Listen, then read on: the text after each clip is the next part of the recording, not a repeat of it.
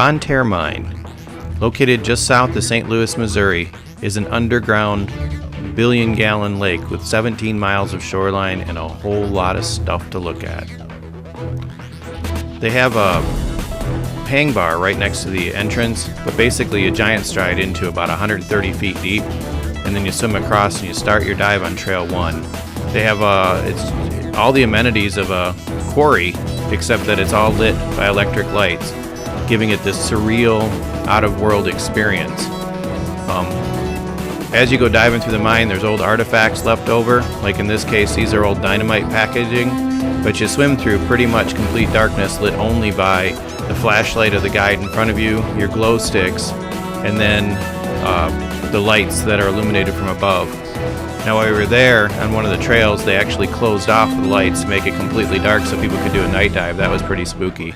But it's all rock, it's all man-made, and there's tons of stuff to see. It's pretty cool.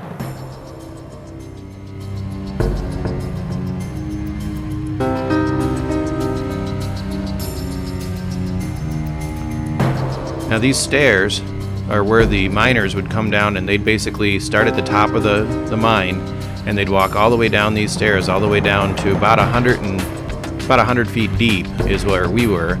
We're about 180 feet below ground right here. But they go down those stairs to the time clock-in shack, and so they had to walk like a half hour before they even clocked in, so that was all on their own time. Everything that you see is man-made.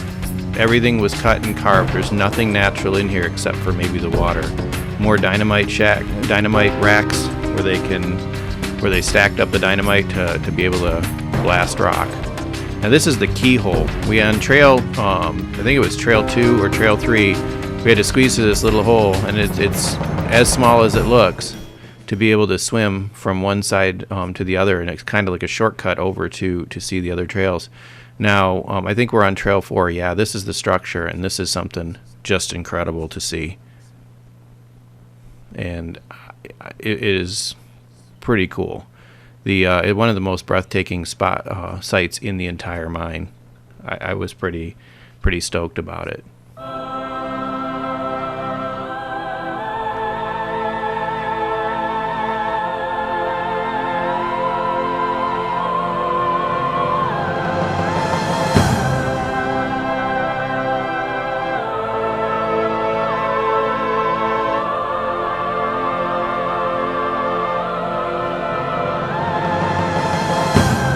Now that was the elevator shaft, and they call it the structure because it is just something that's just pretty cool.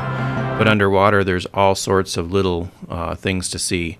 This is a sluice pipe that used to bring stuff from one side to the other. Bring it all up, crush up stone and water and mud, and they'd bring it out of the mine from here.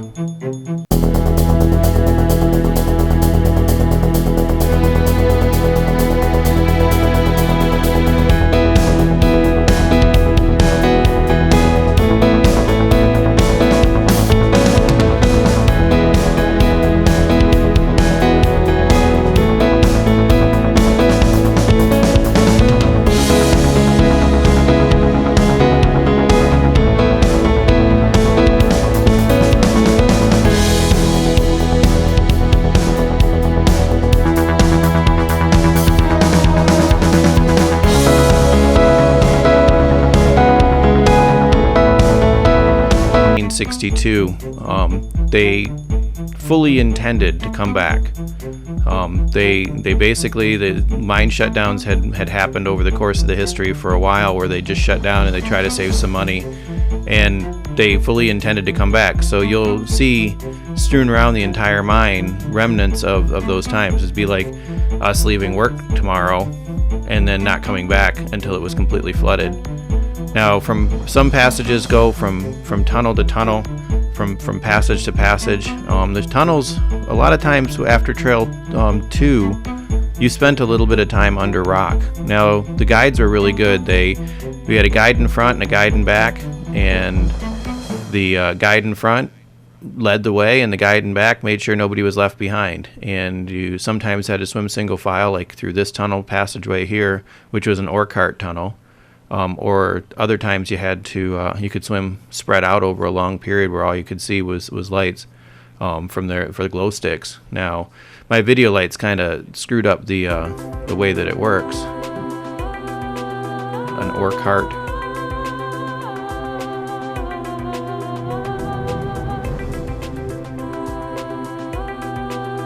And these were often filled with tools and other cool stuff to see. But I mean, that was a 1-ton ore cart. It would carry 1 ton of ore.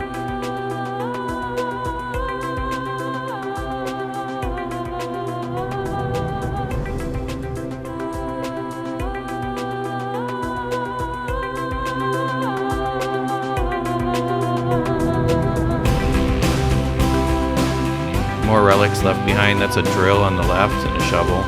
Lots of shovels kicking around as we kicked around. You saw a lot of shovels and a lot of little things, scrap metal and stuff. This was an old road bed. You could actually see the tire tracks in it.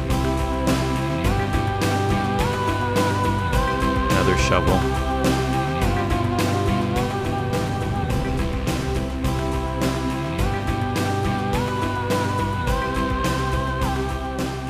Now, we're going into Trail 7, and my camera was not, the batteries were acting up a bit, and actually I don't think this is Trail 7. I take that back. This is still Trail 3, but I only got brief glimpses of each trail and kind of was surprised at how much video I actually was able to get. But you can see the glow sticks in front of Brian here. Like I said, my video lights kind of ruined the effect because it kind of gave it, if you turned off the video lights, it was a really surreal kind of look to it. It didn't have, it was black, but you could see traces of light, and the light would shine through a tunnel or something like that, and that would be really cool.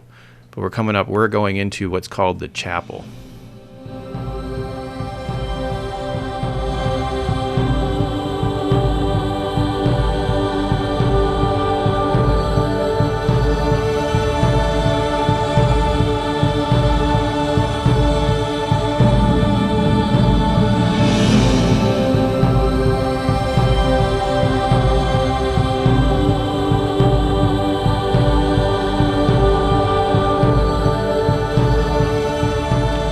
The chapel room was called the chapel room because of the crosses that are on the side, but it was actually, those crosses are where they would drill holes to blast out more stone, and it was just like I said, they left in 1962 with a lot of stuff undone. But in the chapel room, it was kind of a joke because they said, we're going to the chapel room, we call it the chapel room because there's crosses on the wall and because we're diving it on Sunday. But that was pretty cool.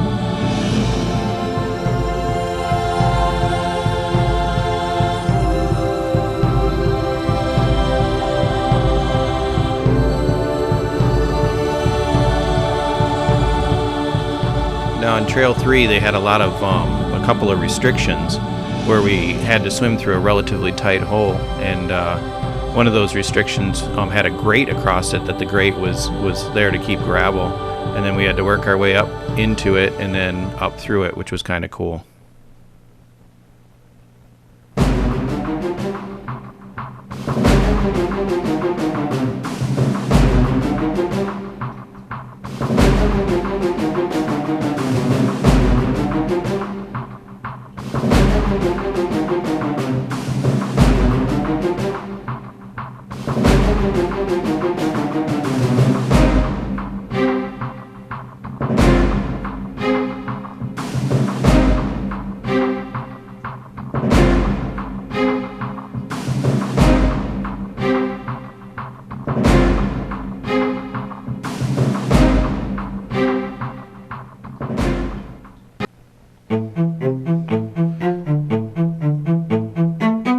All around in different trails there were ore carts. The ore carts were really cool. I kind of had to think that they might have floated or something because or moved to make it a better vista, because they're out in the middle of nowhere, open. There was a couple that were up underneath the in the tunnels and stuff, but there were very few that were actually sitting on tracks. So I was thinking maybe the mine guys did take and move them at one time. I mean, people have been diving there since the 70s. It was opened up late 70s. Cousteau has dived there, but it was ore carts tend to be really cool. Now this is the beginning of Trail 7, and Trail 7 starts out where you go through a pretty tight tunnel that has a tight entrance and a tight exit, and then you flop over, and then there was another tunnel that was a little bit bigger, but then you swim up and there was an ore cart blocking the way. And this is when my batteries decided to bite the dust. It just did not. It was from not from my camera, but it was from my camera charger. It finally buried itself. So we got some really cool video of people swimming through the tunnels, coming up on the ore cart. You can see the rust in the air. But there's the ore cart. I'm swimming right behind the guide. The guide Jennifer is sitting up in front, and the guides have to go through a rigorous training to get to the point where they can actually lead people on trails. And I think Jennifer was actually on her final exam for Trail 7 here.